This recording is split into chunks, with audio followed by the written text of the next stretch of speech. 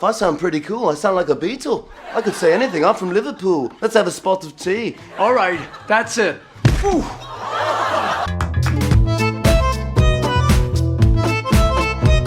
Fallon wasn't usually one to ruffle feathers, but every time he did a Cosby impression, the real guy would get genuinely flustered, sometimes even walking out mid-spoof.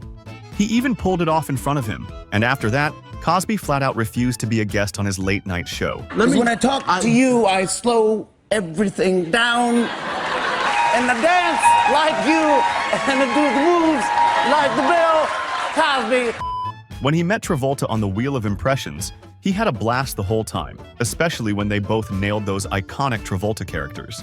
And the moment he dropped the classic quarter pounder with cheese line from Pulp Fiction, it just took the fun to another level. You know what they call a quarter pounder with cheese in Paris? They got the metric system, so they wouldn't know what a quarter pounder is. They call it a Royale with cheese. Is that right?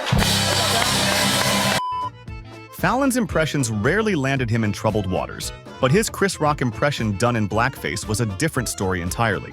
The backlash followed him for years, and even Chris Rock himself weighed in, making absolutely no secret of how bad and deeply racist the whole thing was. Not a lot of black folks on the show. You know why? Because black folks don't like to answer questions. We got to ask that kind of questions like, in 1981, how many grams of crack did Rick James smoke when he recorded Super Freak?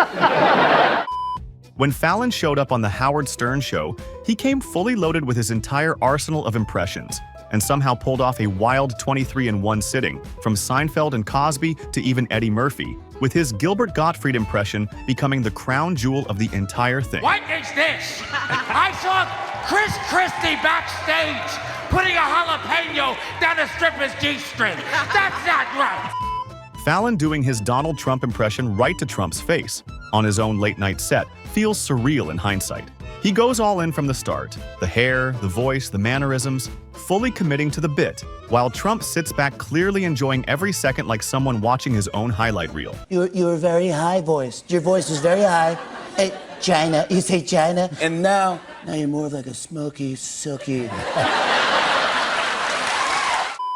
Fallon had done so many Rolling Stones impressions that he was even invited to the trio's live stream for Hackney Diamonds, basically becoming the band's hype man.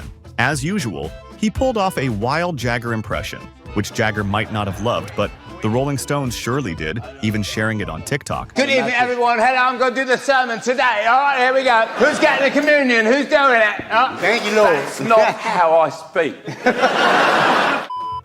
In the Sandler family reunion sketch, all those spot-on impressions of Adam Sandler's characters were already breaking him.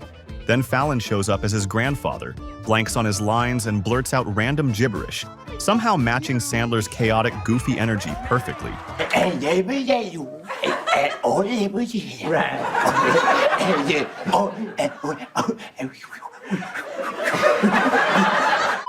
When the Wheel of Impressions landed on Pee Wee Herman, it instantly woke the kid in Fallon. And it wasn't just about the voice. His childhood obsession came to life, turning into a hilariously unforgettable late-night segment. I can see you, but can you see me? Can you see me? I can see you. I can see.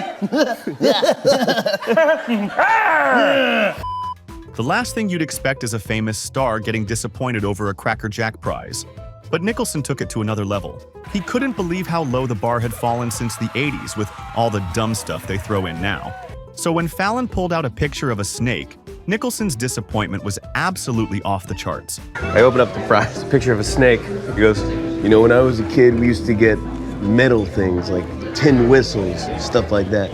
Now you get a picture of a f***ing snake. Back in 2013 on Late Night, Fallon and Cumberbatch staged what they called a Rickman-off, taking turns doing their best Alan Rickman impressions over famous rap lyrics. I don't want no scrubs. A scrub is a guy that can't get no love from me. He did a solid job, but Benedict was freakishly spot on and completely stole the whole thing. I like big butts and I cannot lie. Fallon appeared 6 times in Celebrity Jeopardy, playing a different star each time. But his Robin Williams was something else entirely. He nailed the manic free association energy, the rapid-fire voices, the way Williams could bounce between 5 different characters mid-sentence without stopping for breath. I hear you, my boy. You are healed. We have found Tom Selleck's mustache. Yes. So let me go over here and look at the scoreboard. What do you have here? Oh, Vanna White. Can we turn the letters? She's making a vowel movement. Yes. Poor Will Ferrell's Trebek barely got a word in. The whole sketch basically became Fallon channeling pure chaos, and everyone else just trying to survive Well, it's it. a beautiful thing, yes. Right now, there's a guy at home going, what the hell is going on there, man? Why don't you check that? Thank you. When Russell Brand appeared on Late Night, he was already a bit fed up with Fallon's past spoofs of him, but he didn't hold back. He dove straight into an over-the-top impression, capturing Brand's chaotic energy and those exaggerated animated gestures perfectly. You're very flowy and very high-pitched and very outgoing, and you're on move, and you're looking, and you're seeing, and you're sexy and unbuttoned and fantastical. Fallon holding it together while everyone else collapsed is practically unheard of, but the Barry Gibb talk show delivered exactly that.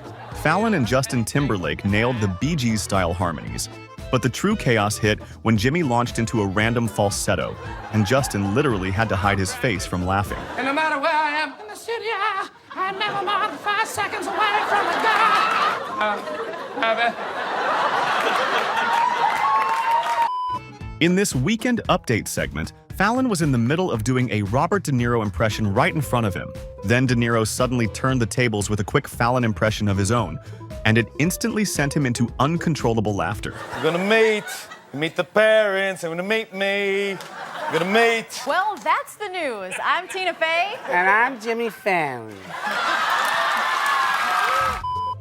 Fallon breaking character was basically a Saturday Night Live tradition at this point, but putting him in a sketch opposite the actual Jerry Seinfeld, playing two versions of the same man debating each other, was essentially setting a trap. And that wavy accent Fallon was doing didn't help him keep it together for a single second. It's like going into your closet, except there's a guy in there. Hey, buddy, pocket tea? Really? Thanks, Gap. What? You'll refold it? This place is great.